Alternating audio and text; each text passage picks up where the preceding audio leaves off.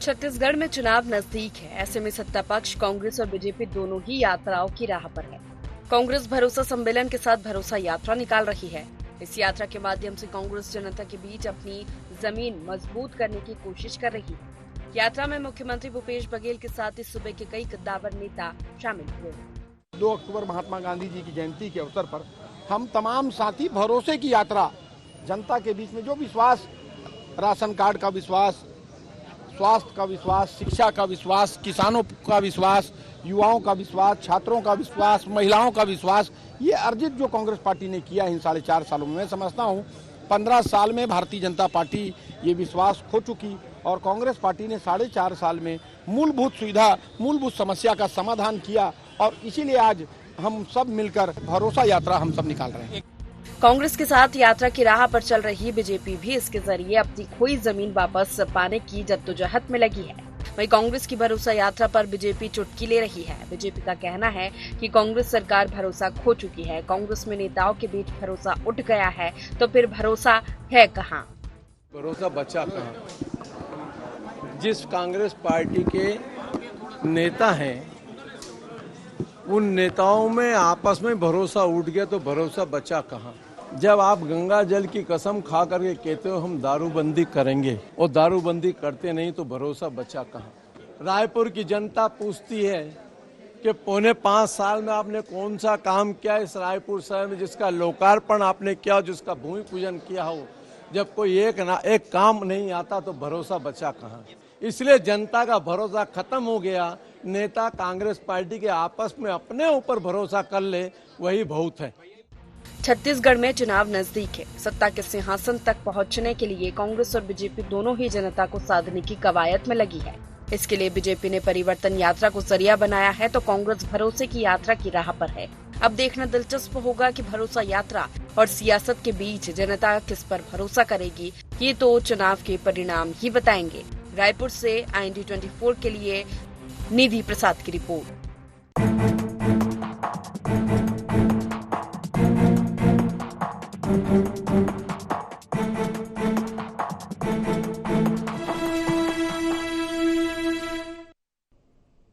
नमस्कार, जय जोहार गुहार। छत्तीसगढ़ में आप सभी का स्वागत है। मैं हूं आपके साथ दिव्यांशु जोशी। तो छत्तीसगढ़ में चुनावी सियासत गर्म है।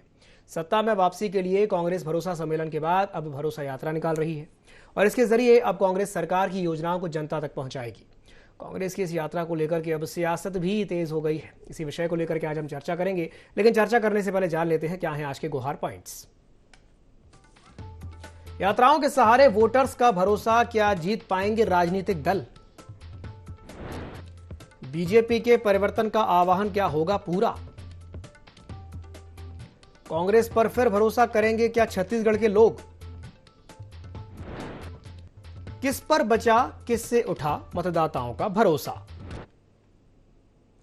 तो इन्हीं कुछ बिंदुओं को लेकर के चर्चा को आज हम विस्तार देंगे। तो एक तरफ है भरोसा यात्रा और दूसरी तरफ है परिवर्तन यात्रा, और दोनों ही पार्टियां इन यात्राओं के जरिए जनता तक पहुंचने का प्रयास कर रही हैं। चर्चा को विस्तार देते हैं और हमारे साथ चर्चा में जुड़ रहे हैं KS चौहान साहब, जो कि बीजेपी प्रवक्ता हैं। साथ ही साथ हमारे साथ जुड़ रहे हैं अभय नारायण राय जी, जो कि कांग्रेस प्रवक्ता हैं, और हमारे साथ जुड़ रहे हैं लखन चौधरी जी, जो कि राजनीतिक विश्लेषक हैं। आप तीनों ही मेहमानों का बहुत बहुत स्वागत है IND 24 में। सबसे पहले मैं शुरुआत करना चाहूंगा लखन चौधरी जी से। लखन जी, क्या यात्राओं के सहारे दोनों ही राजनीतिक दल वोटर्स का भरोसा जीत पाएंगे? क्या कहेंगे इस पर?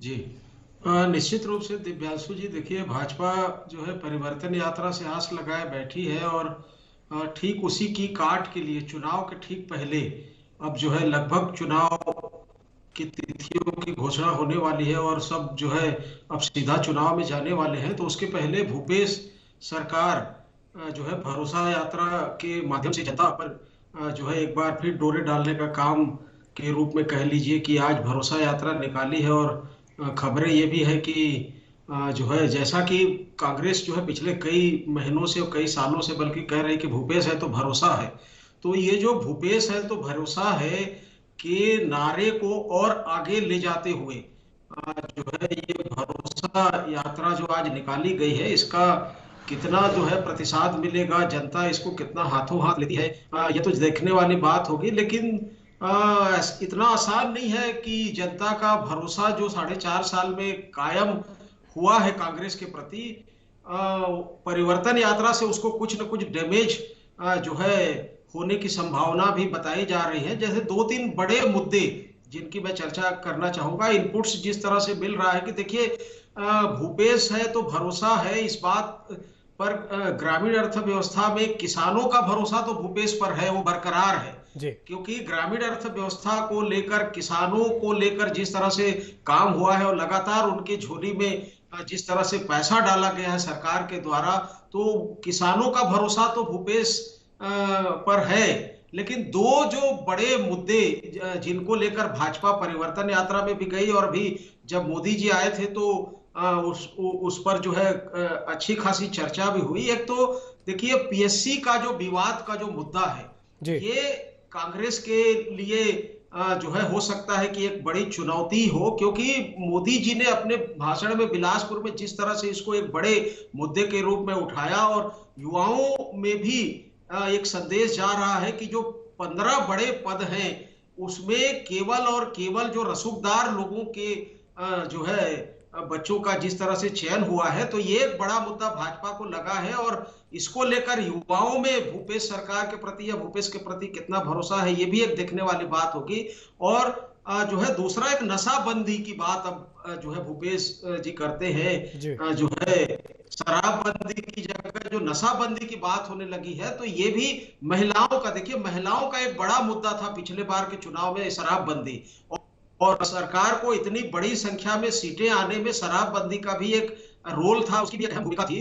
तो शराबबंदी के बदले में नशाबंदी की बात जो अब सरकार करने लगी है, शराबबंदी से मुकरने लगी है, तो भाजपा इसको भी एक बड़ा मुद्दा बना रही है। परिवर्तन यात्रा के दौरान भी इसको बनाई है और जगह जगह भाजपा के नेतागण इसको बना रहे हैं। तो ये मुद्दा महिलाओं की साख को, महिलाओं पर कितना भरोसा जो है बरकरार रख पाती है, तो ये दो बड़े मुद्दे मुझे लगते हैं कि कांग्रेस के लिए चुनौती है और भाजपा को इसका फायदा मिलता दिखता है।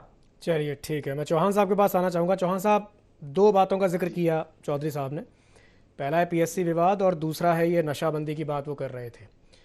क्या लगता है आपको कि आपका ये जो परिवर्तन का संकल्प है, परिवर्तन का जो आपने आह्वान किया, पूरा हो पाएगा? चौहान साहब।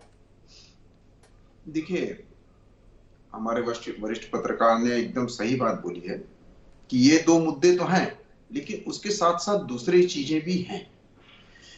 आज लोग जो परिवर्तन चाहते हैं वो इस चीज पे चाहते हैं, जो भ्रष्टाचार यहाँ पर हुआ है उस चीज पे परिवर्तन चाहते हैं। अपराध जो हो रहे हैं उसका एक बहुत बड़ा कारण है नशीले पदार्थ, उस पे वो परिवर्तन चाह रहे हैं। आज जो सड़कों की हालत है उस पे वो परिवर्तन चाह रहे हैं। आज जो पीएससी घोटाला है, आज उन लोगों पे कैसे भरोसा कर देगा? वो जो लोग जो रात रात भर जग के पढ़े हैं और उनका नंबर नहीं आए, उनको उनका चयन नहीं हुआ, वो कैसे भरोसा कर लेंगे? वो कैसे उनके माँ बाप कैसे भरोसा कर लेंगे जिन्होंने अपना पेट काट के अपने बेटे को पढ़ाया होगा, ट्यूशन पढ़ाया होगा और रात रात भर उनकी भी मतलब देखभाल की होगी? वो टीचर कैसे भरोसा करेगा जिस बच्चे को उसने तैयार किया होगा और उसको उम्मीद होगी कि ये पीएससी क्लियर कर लेगा? पीएससी जैसे अपन जो बड़े एग्जाम है उसमें हम लोग ऐसी इतनी बड़ी धांधली करते हैं। दिव्यांशु जी, ये भारत, स्वाधीन भारत का सबसे पहला केस है जिसमें ये 18 लोगों पे रोक लगाई गई है और जिसमें एक ही परिवार के 5 लोग लिप्त हैं पीएससी जैसे एग्जाम्स में।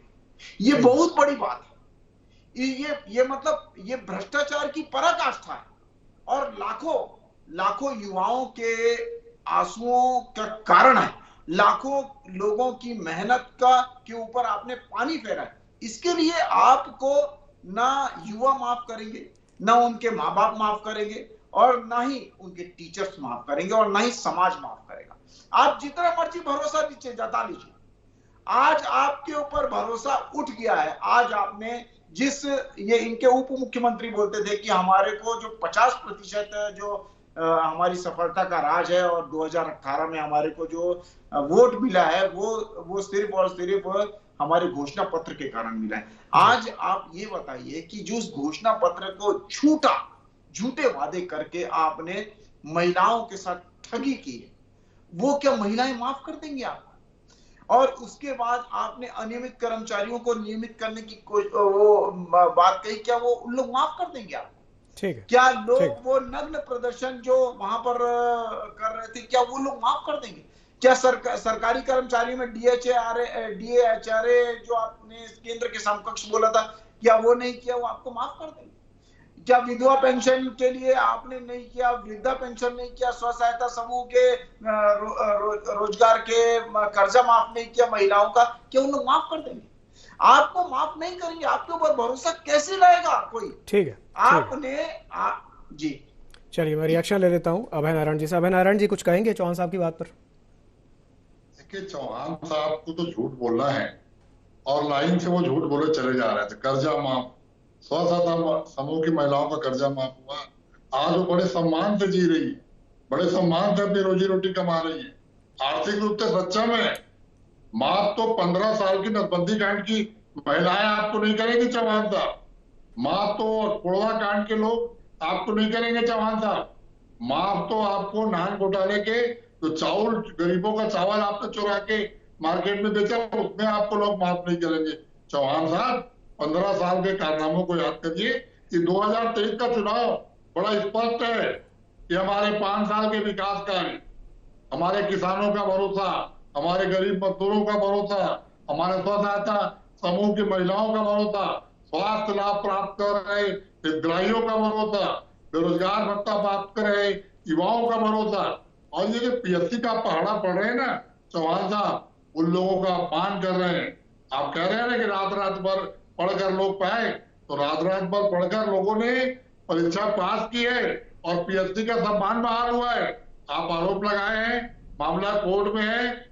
कोर्ट के मामले में मैं कोई टिप्पणी करना नहीं चाहता। कोर्ट का फैसला आने दीजिए। कोर्ट नहीं है, कोर्ट का डिसीजन है। सुनिए, मैंने आपके बीच ये कोर्ट का डिसीजन है, पहले ये कोर्ट का डिसीजन है। चौहान साहब सुन लीजिए मैं आपके पास आऊंगा। जी 15 साल के भ्रष्टाचार को याद करना सीखिए।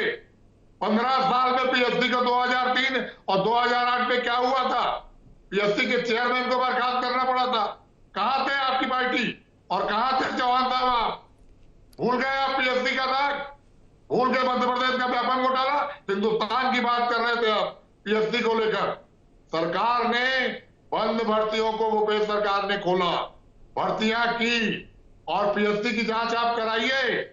आप जिस एजेंसी से कराना चाहते हैं कराइए और रिपोर्ट का इंतजार करिए। उस दिन जो चेहरे पे काली पुतेगी और उस दिन जब आपका उजागर होगा, आपको कुछ नहीं मिला तो वो बेरोजगार छात्र मिलते हैं, कुछ नहीं मिला तो पढ़ने लिखे छात्रों पर दाग लगाने का काम करेंगे।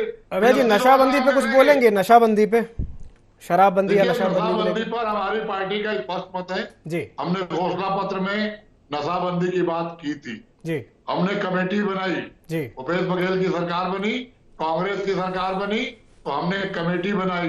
भारतीय जनता पार्टी कुर्सियों का राज चलाने वाले, शराब का सरकारीकरण करने वाले इस पार्टी के एक विधायक की हिम्मत नहीं हुई कि हम उस पर आगे शामिल हो। इन्होंने अब विधायक का नाम नहीं दिया। आज इनको नशाबंदी की बातें आ रही है। जब चुनाव आ रहा है तो हमने कहा है कि हम नशाबंदी करेंगे और कांग्रेस ने तो घोषणा पत्र में लिखा, भारतीय जनता पार्टी कहां लिखी है? पूरे देश में आपका राज है, बंद कर दीजिए पूरे देश में, करिए नशाबंदी। छत्तीसगढ़ देश से बाहर है क्या? मध्य प्रदेश में नशाबंदी हो गई, उत्तर प्रदेश में नशाबंदी हो गई, किस प्रदेश में नशाबंदी आपने किया है? आप नशाबंदी की बात करते हैं जिन्होंने शराब का शासकीकरण किया, जिन्होंने शराब का कुचियाकरण किया, जो शराब व्यापार का काम करते हैं। हम तो घोषणा पत्र में लाए हैं और छाती ठोक के कह रहे हैं कि कांग्रेस ही शराबबंदी करेगी, लेकिन समाज में जागरूकता लाकर, समाज के लोगों को तैयार कर और भारतीय जनता पार्टी में सराद रहता तो कमेटी में शामिल होती। क्यों भाग गए आप कमेटी से? और गंगा जल की बात करते हैं, गंगा जल के नाम पे झूठ बोलते हैं। ऐसी तो मैंने पार्टी नहीं देखी जो अपने आप को धार्मिक भी कहे और धर्म के नाम पर झूठ बोले। हमने जितने वादे किए थे उससे अधिक का हमने स्वामी आत्मानंद का वादा नहीं किया था। आज 797, 790 आत्मानंद स्कूल खुल गए, 4.5 लाख से अधिक बच्चे फ्री में, मध्यम वर्गीय परिवार के बच्चे फ्री में अंग्रेजी शिक्षा ग्रहण कर रहे हैं। हमने तो वादा नहीं किया था, वादे से भी ज्यादा करने का काम।